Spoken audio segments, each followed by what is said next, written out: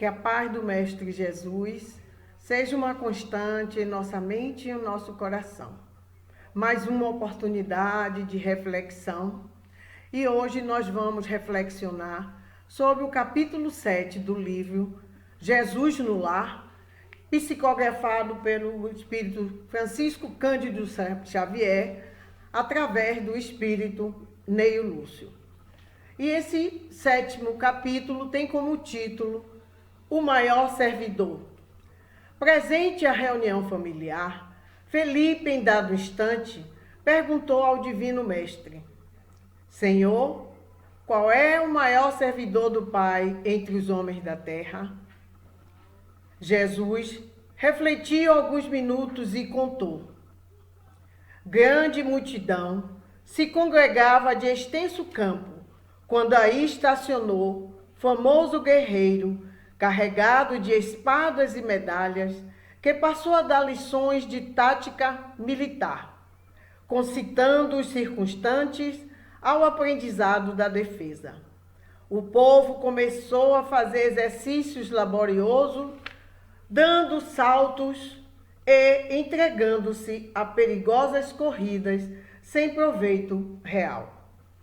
Todavia, continuou como dantes, sem rumo e sem júbilo, perdendo muitos jovens nas atividades preparatórias de guerra provável.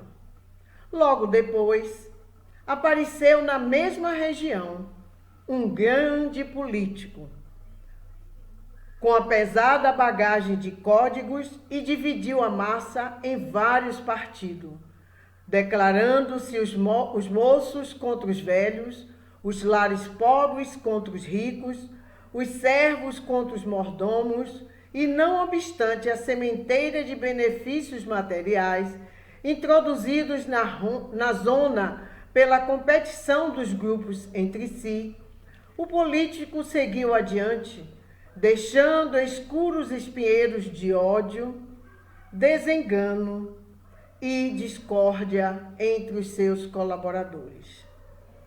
Depois dele, surgiu um filósofo, abraçando volumosos alfarrábios, e dividiu o povo em variadas escolas de crença que em breve propagavam infrutíferas discussões nos círculos de toda a gente. A multidão duvidou de tudo, até mesmo da existência de si própria. A filosofia, sem dúvida, apresentava singulares vantagens, destacando-se a do estímulo ao pensamento, mas as perturbações que se fazia acompanhar eram das mais lastimáveis, legando o filósofo muitas indagações inúteis aos cérebros menos aptos ao esforço de elevação. Em seguida, compareceu um sacerdote, munido de roupagens e símbolos, que forneceu muitas regras de adoração ao Pai. O povo aprendeu a dobrar os joelhos, a lavar-se e suplicar proteção divina em horas certas. Entretanto, todos os problemas fundamentais da comunidade permaneceram sem alteração. No extenso domínio, não havia diretrizes ao trabalho, nem ânimo consciente, nem valor, nem alegria. A doença e a morte, a necessidade e a ignorância eram fantasmas de toda a gente. Certo dia, porém, apareceu ali um homem simples. Não trazia armas, nem escrituras, nem discussões e nem imagens, mas pelo sorriso espontâneo revelava um coração cheio de boa vontade, guiando as mãos operosas. Não pregava doutrinas espetacularmente. Todavia, nos gestos de bondade pura e constante, rendia culto sincero ao Todo-Poderoso. Começou a evidenciar-se lavrando uma nesga no campo e adornando-a de flores e frutos preciosos. Conversava com seus companheiros de luta, aproveitando as horas no ensinamento fraterno e edificante, e transmitia suas experiências a todos que se propusessem ouvi-lo. Aperfeiçoou a madeira, plantou árvores benfeitoras, construiu casa e instalou uma escola modesta. Em breve, ao redor dele, viçavam a saúde e a paz, a fraternidade e as bênçãos do serviço, a prosperidade e o contentamento de viver. Com o espírito de trabalho e educação que ele difundia, a defesa era boa, a política ajudava, a filosofia era preciosa e o sacerdócio era útil, porque todas as ações no campo permaneciam agora presididas pelo santo imperativo da execução do dever pessoal no bem de todo. Calou-se o Cristo, mas a assistência reduzida não ousou qualquer indagação. Após contemplar o horizonte longínquo, em longos instantes de pensamento mudo, o mestre terminou. Em verdade, há muitos trabalhadores no mundo que merecem a bênção do céu pelo bem que proporciona ao corpo e à mente das criaturas. Mas aquele que educa o Espírito Eterno, ensinando e servindo, paira acima de todos. Quando eu li essa mensagem, esse texto, eu fiquei pensando, Jesus estava ali falando do que ia ocorrer na Terra. Porque se formos nos proporcionar a busca pela história do nosso país, pela história geral, vamos verificar que inúmeros guerreiros tivemos, todos de medalhas, todos embaiavam suas espadas. Assistindo um dia uma palestra, eu ouvi o palestrante falando o seguinte: os nossos heróis foram sanguinários, tiveram que guerrear para se tornarem heróis.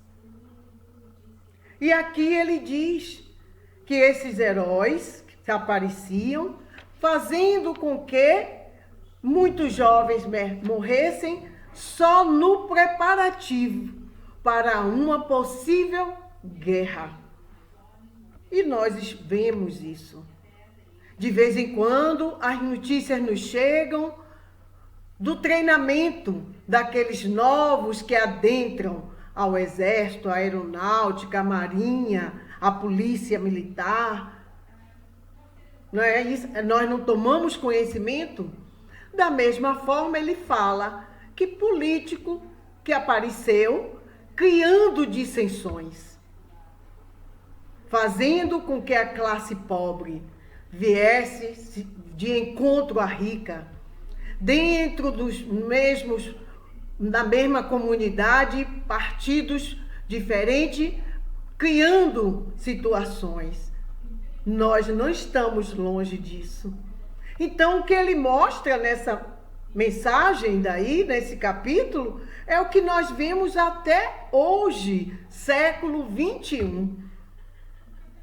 Podemos ver que eleições passadas trouxeram essa impressão, porque nós vimos, e até hoje vemos, dentro do mesmo lar, entes queridos que são inimigos em virtude de partidos políticos diferentes. Dentro do trabalho, na vizinhança, até mesmo dentro da casa espírita. Então Jesus não contou nessa história nada de diferente que nós estamos vendo hoje.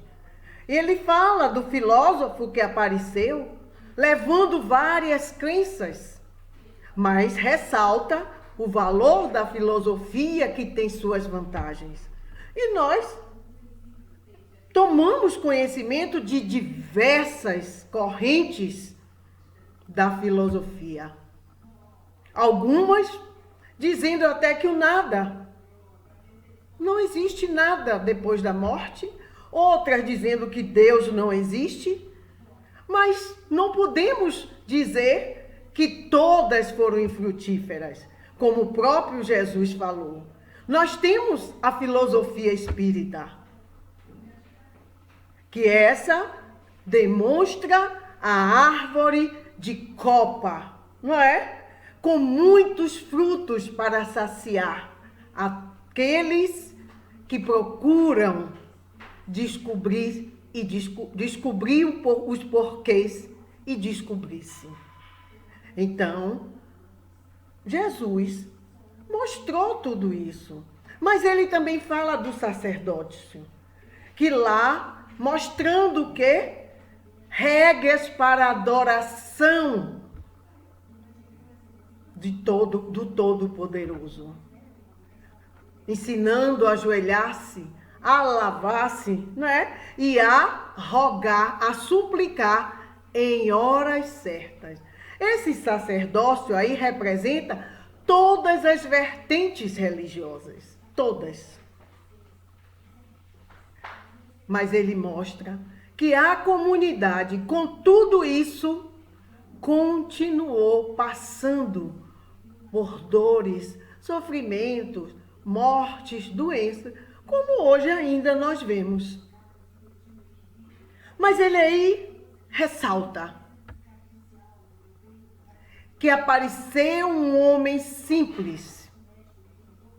E aí, ao ler isso, esse trecho, lembra-se de que o Todo-Poderoso é misericordioso.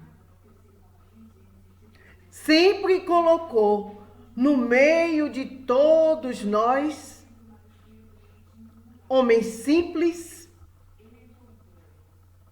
porém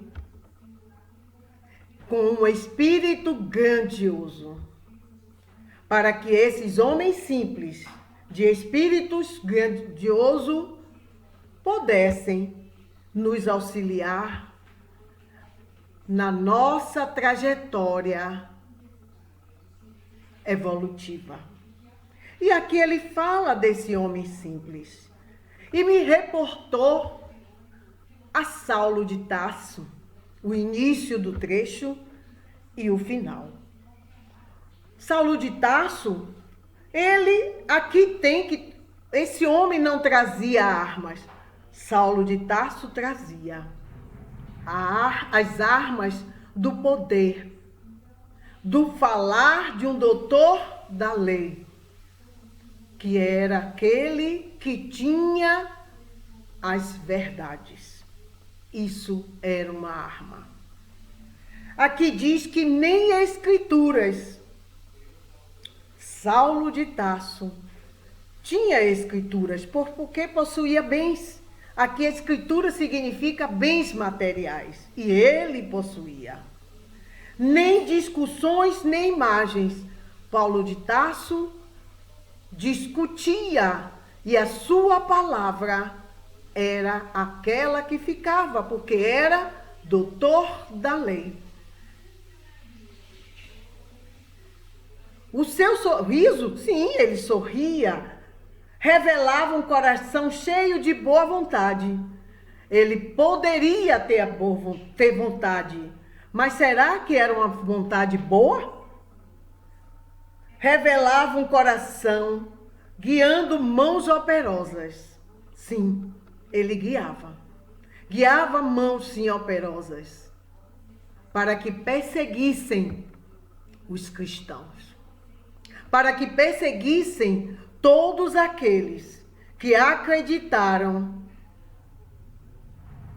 no Mestre Jesus. E vai continuando falando aqui, ó. Não pregava doutrinas espetacularmente, todavia seus gestos, ele era o doutor da lei. Quem iria contra? Quem iria contra? Quem entraria no Sinédrio para ser contra Paulo de Tarso? Mas vendo o final, me fez reportar que, ao ouvir uma voz, e era a voz daquele que ele perseguia, ou seja, era a voz daquele que deixou um grande ensinamento e que ele perseguia a todos que seguiam esses ensinamentos, a todos que já buscavam essa boa nova. E quando ele ouve, Saulo, Saulo, por que me persegues? Ele fez Jesus ouvir. Que queres de mim, Senhor? A partir daí, se tornou um homem simples. Sim. A partir daí, não usava mais as armas da sua fala, da sua inteligência, como doutor da lei.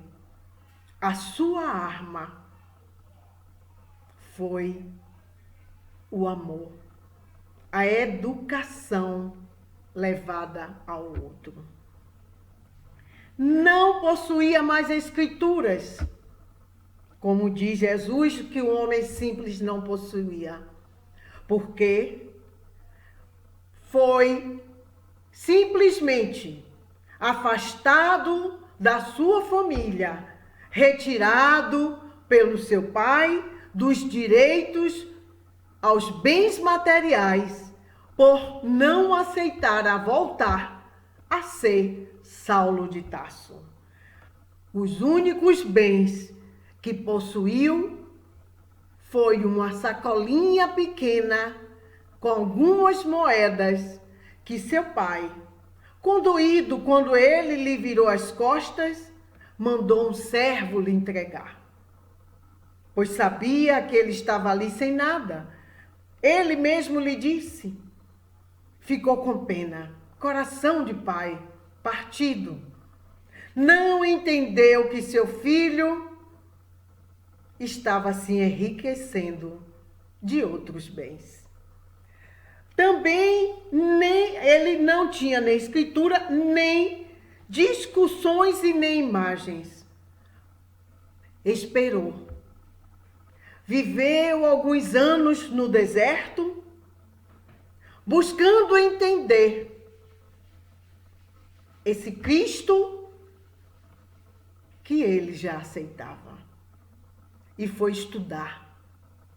Foi ler os papiros que lhe entregavam. Mesmo assim, quando retornou para o ambiente em busca de se integrar na casa do caminho, esperou o momento para falar.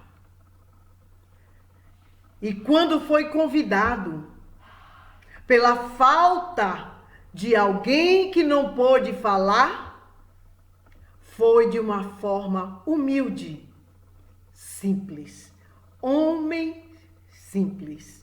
E aqui diz, mas pelo sorriso espontâneo, revelava um coração cheio de boa vontade, guiando mãos operosas. Sim.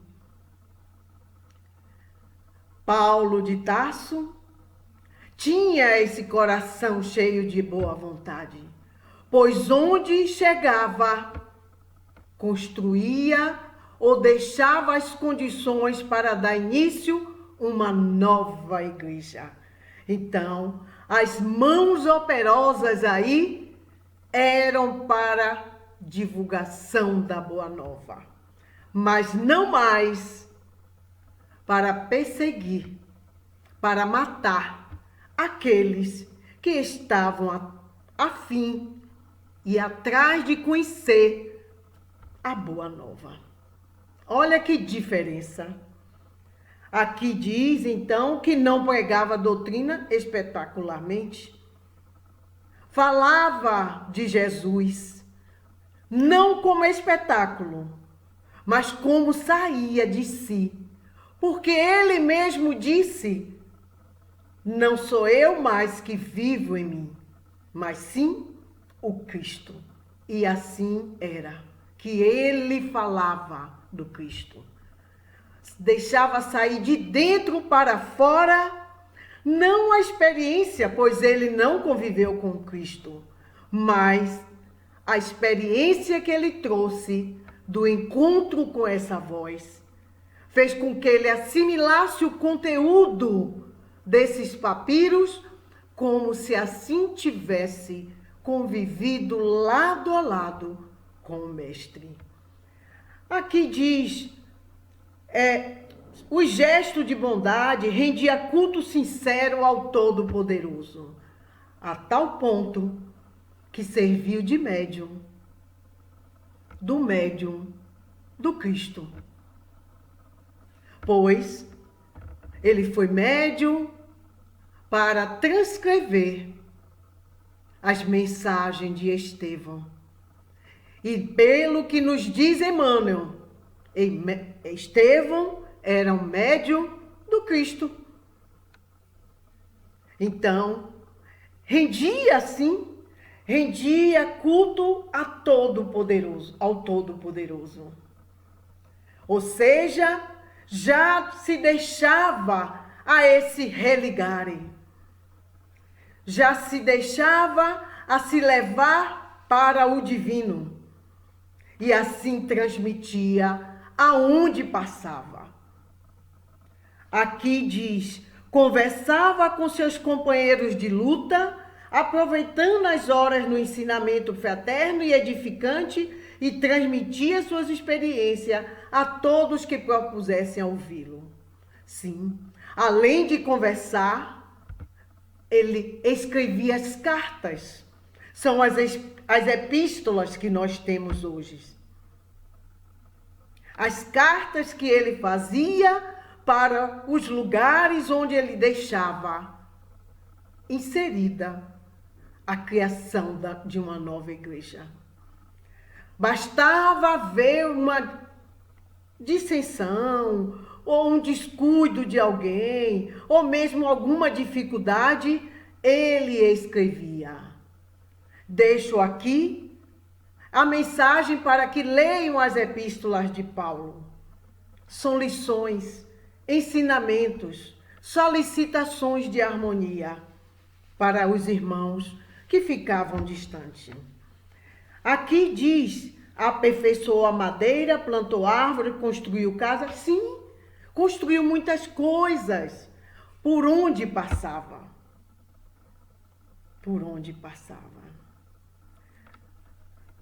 Em breve, ao redor dele, viçavam a saúde, a paz, a fraternidade, as bênçãos. Foi isso. Mas não foi, era a paz, porque ele sentia a paz. Mas ele, como todos nós sabemos, passou por dores, sofrimentos, por tensões, pressões, pois foi preso várias vezes, mas não arredou pé, como fez quando seu pai lhe disse que se ele ficasse preso a essa ideia, ele seria então retirado o nome daquela família. Ele não teria direito a nada da família.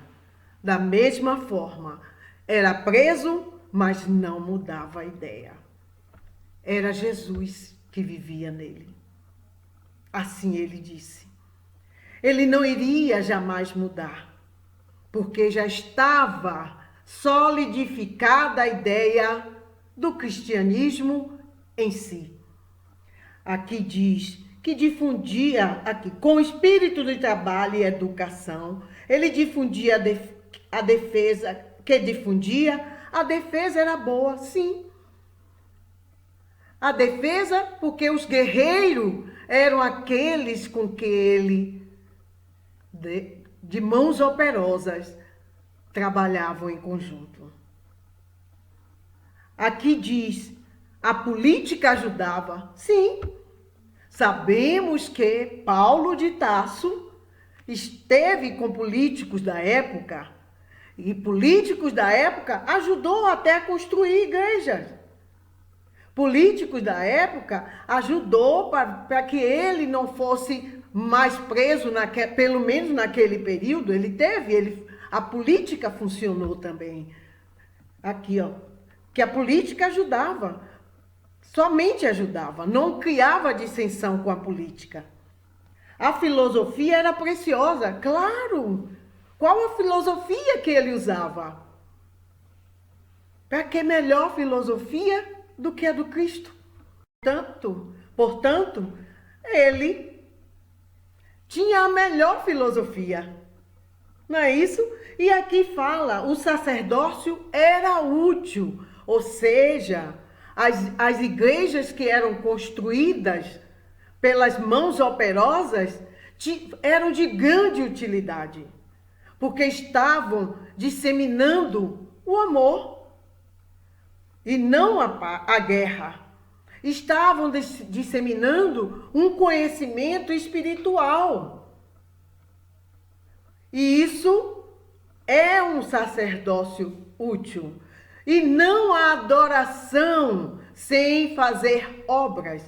Porque a filosofia, o que dizia Paulo, era que todos nós tínhamos que ter uma fé com obras, não uma fé de contemplação. E aqui ele vem e diz assim, ó, no campo permaneciam agora presidida pelo santo imperativo da execução do dever pessoal no bem de todos. E era isso que Paulo queria, o bem de todos.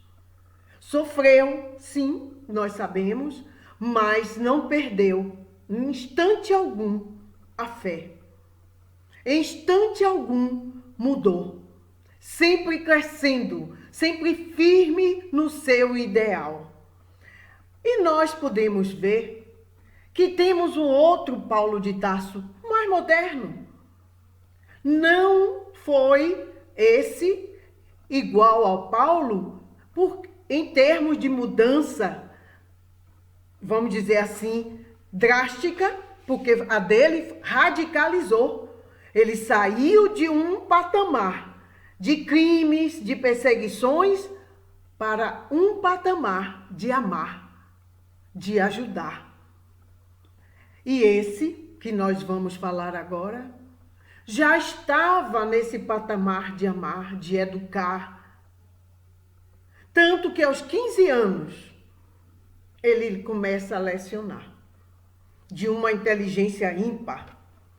Os seus pais, mesmo sem muitas condições, porém, com algo que poderia levá-lo a ter um discernimento melhor para desenvolver essa inteligência, o leva para a Suíça, aos 10 anos, para que ele aprendesse, tivesse uma educação junto ao mestre Pestalozzi. E ele teve sim. Ele interiorizou e se tornou discípulo, a ponto de 15 anos, aos 15 anos, já está fazendo o que muitos levariam mais alguns anos para fazer, lecionava. Nós estamos falando aqui do professor Hippolyte Léon Denisard Rivail, ou Rivail, como eu ouço alguns chamar. Sim, se tornou um grande professor e saiu da Suíça e voltou para seu país, para França, e em Paris, continuou a lecionar, abriu escola, escreveu vários livros acadêmicos, até conhecer um fenômeno em que ele refutou logo de primeiro, porque ficou a pensar como mesas a falar, mesa a responder, mas por insistências de amigos, foi ver de perto e resolveu pesquisar fundamentar aquela refutação. Ele viu a mesa responder. Ele procurou ver se tinha alguma fraude, alguma coisa, não encontrou. Então resolveu descobrir o que estava por trás daquilo tudo. E foi assim, através dessas pesquisas, que hoje nós temos um Pentateuco assinado pelo senhor Allan Kardec. É aí que podemos dizer que é um Paulo de Tarso moderno, porque o professor Rivail trocou o seu nome para Allan Kardec. E por quê? Por ser simples. Ele não quis que o espiritismo, que a todo tempo ele disse que não era dele esse papel de estar tudo ali, levasse o seu nome, para que não confundissem a pessoa do professor, que era no meio da cultura, que o espiritismo chegassem a essas pessoas sem essa imposição de ser mais um trabalho do professor Rivail. Homem simples. Não se utilizou daquilo que poderia utilizar, a sua pessoa.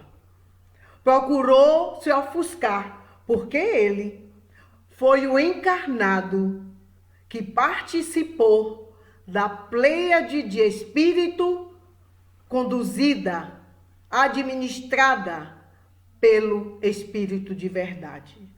Se formos olhar nas obras, a participação de Allan Kardec, agora já vamos falar assim, é grande. Só em fazer as perguntas, com certeza, é de um bom senso.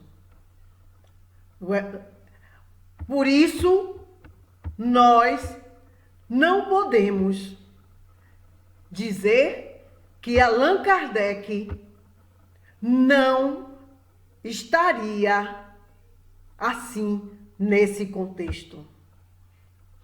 Criou a Sociedade de Estudos Espírita Parisiense. Então, ele levou, sim. Fez viagens para falar dessa doutrina. Conversou e enfrentou pessoas preconceituosas,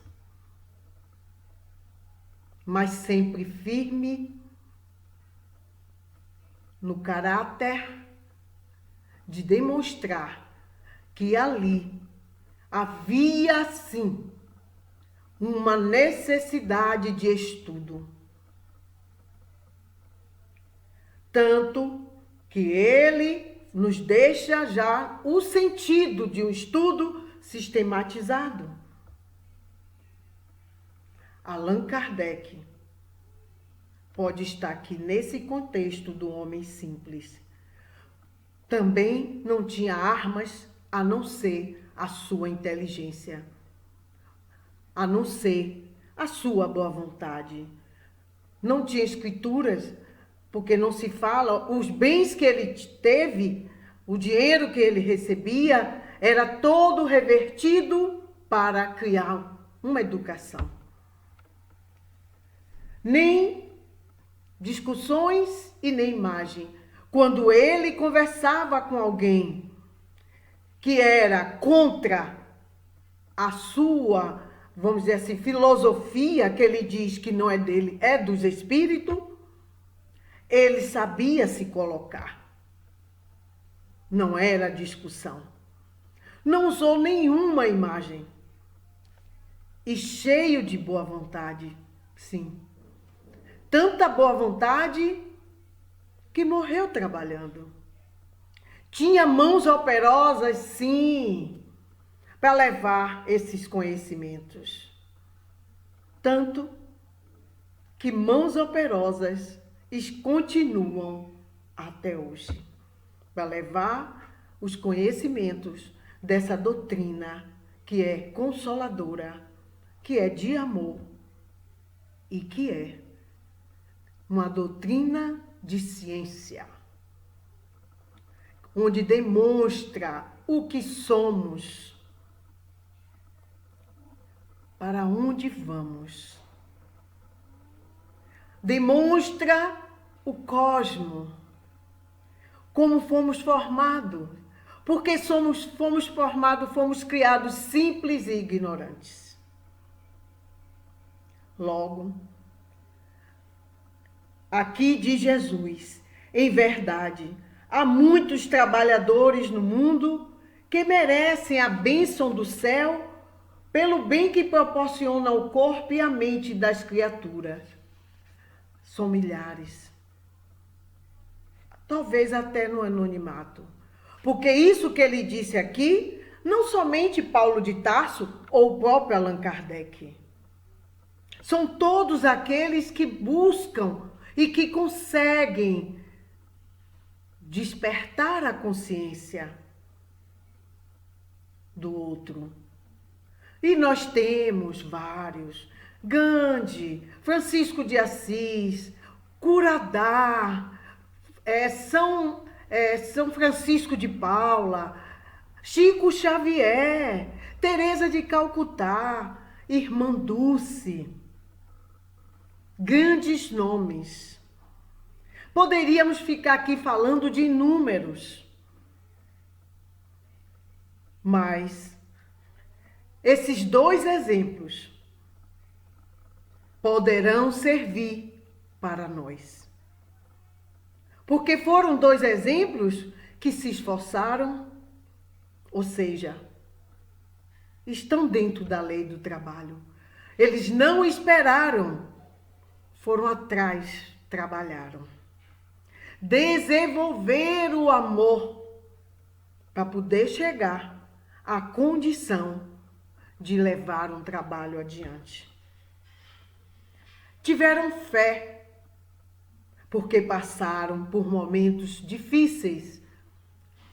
Como nós conhecemos a história de Paulo de Tarso, também conhecemos a história de Allan Kardec. Teve seus momentos de dificuldade. Logo, Jesus diz, mas aquele que educa o Espírito Eterno, ensinando e servindo, paira acima de todos. Fica a pergunta, e nós estamos fazendo o quê? Porque podemos ser um desses servidor. Quando diz aqui no título, o maior servidor, não diz que é o único. É o maior servidor. Aonde estamos inseridos, poderemos ser o maior servidor. Não com a proposta do orgulho, de bater no peito para dizer que é o maior servidor. Mas, sim, demonstrar a si próprio que está em conexão com Todo-Poderoso. Porque está, como disse aqui, abrindo consciências no ensinando e servindo. Sim. Não é somente ensinar, é servir. Porque no ensinar está a proposta do servir. Como ensinar e servir e não colocar em prática? Portanto, queridos irmãos, a mensagem de hoje é para todos nós. Aonde estivermos, é porque aí precisamos estar. Qual o lar que nós estamos? É aquele lar que não suportamos? Esse é o melhor que temos. Esse é o melhor lar. Podemos ser o maior servidor. Qual a casa espírita em que eu frequento? Já tive até algumas rusgas, Essa foi a casa que você escolheu, senão não estaria aí. Se foi seu pai, sua mãe ou amigo que levou, poderá sair e escolher outra. Mas se você acha que deve ficar aí, é porque essa é a melhor casa espírita para você servir. E aí você pode ser o maior servidor. Eu posso ser a maior servidora. Qual foi o trabalho que eu escolhi? Já estou cansada desse trabalho. Sim, qual é o cansaço físico? Vai tirar férias. Mental e espiritual é diferente. Esse foi o trabalho que você escolheu, porque você aí pode ser o maior servidor. Portanto, fica aqui o convite para reflexionarmos a mensagem, o maior servidor, com a vida desses seres, desses avatares, desses irmãos que estão na nossa vanguarda. E verificar por onde eles foram e nós podemos ir, se nós podemos ir. Se eles foram, se eles chegaram a ser o maior servidor, podemos também. Exemplos temos como de Saulo para Paulo. Exemplos temos de outros que mudaram as vertentes para seguir Jesus. Coloquemos os nossos barcos no mar aonde está, para irmos para outros mares com a mensagem da Boa Nova para divulgá-la. Muita paz, muito obrigada.